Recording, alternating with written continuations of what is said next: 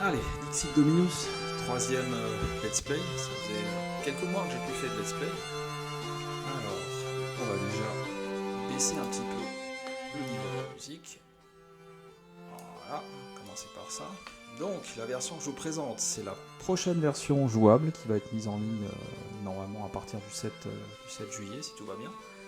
Il y a déjà une version en ligne, c'est un prélude pour l'instant, il n'y a que quelques éléments de jeu qui ont été mis en ligne, tout n'est pas encore à disposition, mais on va déjà tester ce qui est à disposition. On va commencer par le lancement du prélude.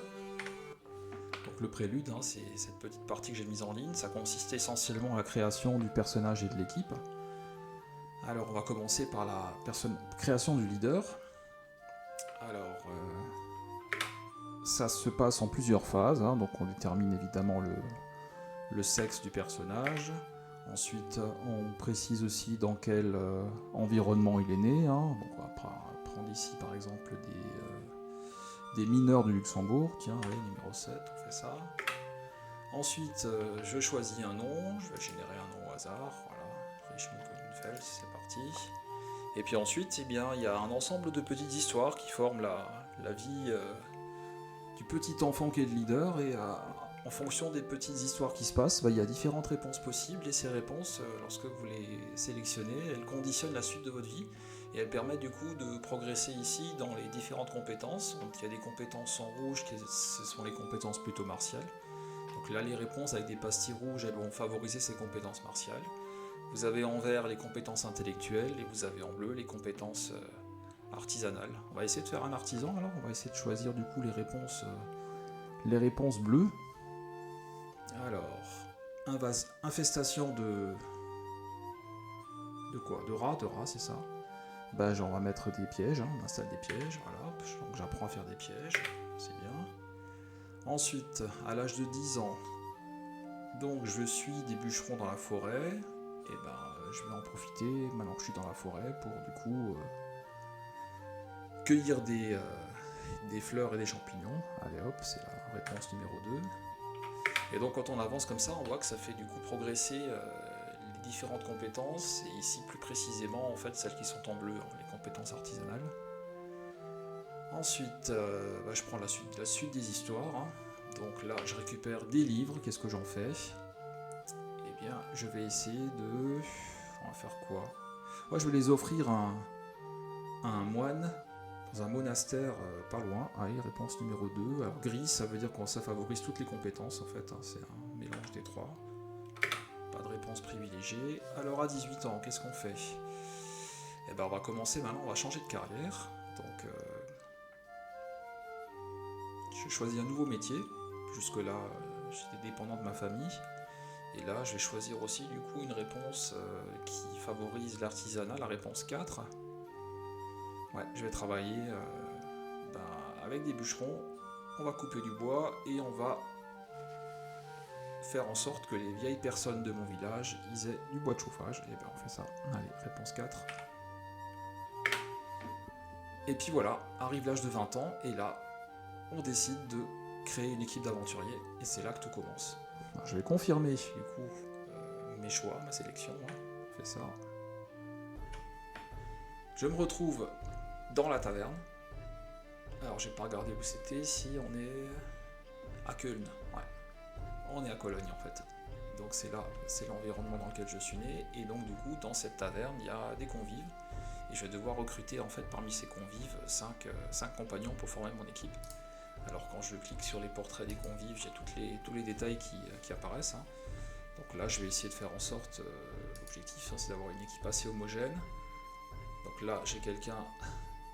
C'est une joueuse, mais elle a des compétences martiales intéressantes. Hein. On le voit, tout ce qui est ici, force et dextérité sont assez développés en vert, un petit peu moins pour tout ce qui est intelligence et éducation. Donc on va essayer de trouver encore, ça c'est encore un profil intéressant de ce côté-là. Et puis après on va prendre d'autres profils aussi plus opposés, hein, qui sont plutôt des intellectuels. C'est son cas à elle. Lui c'est un soldat, on prend aussi. Et lui... Alors lui c'est un petit peu entre les deux. Qu'est-ce qu'on va faire? Séminariste, ça c'est pas mal ça.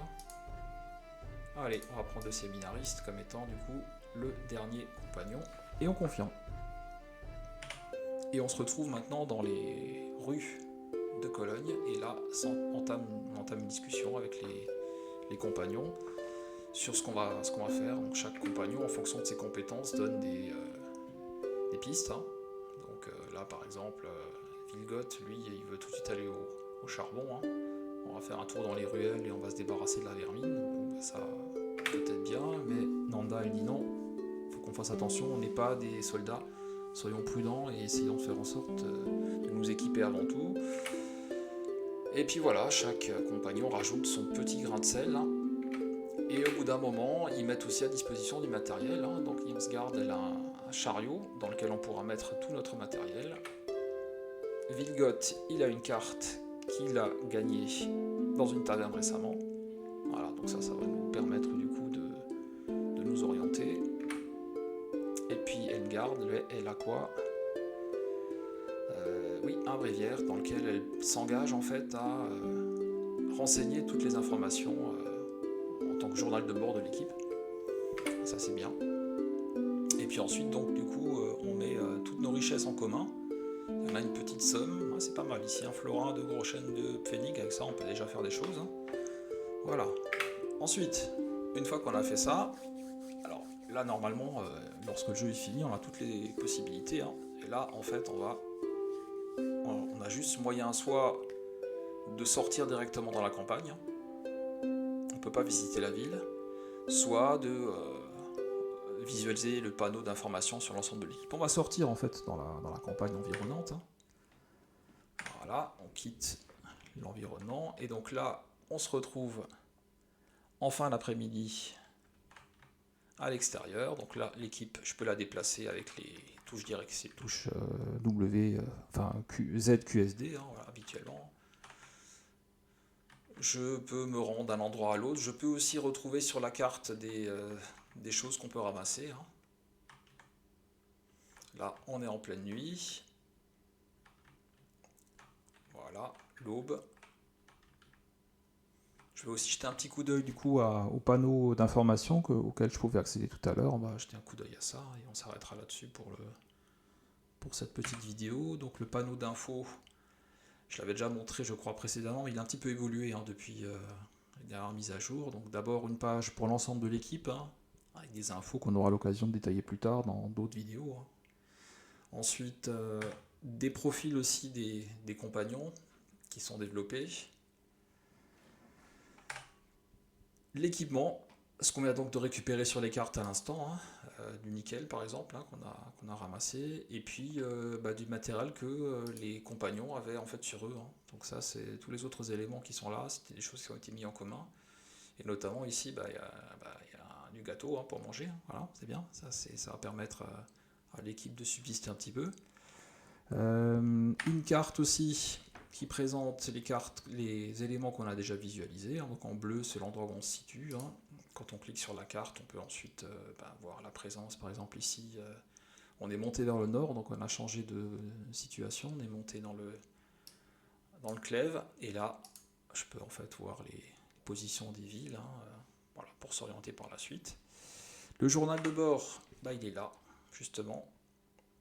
Donc Engard s'était engagée à le remplir, elle a déjà commencé, hein.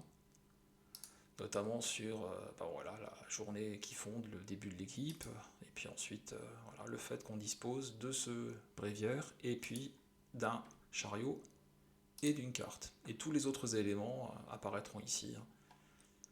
Et on peut du coup aussi remplir manuellement des entrées ici, hein, mais ça, on verra ça un petit peu plus tard.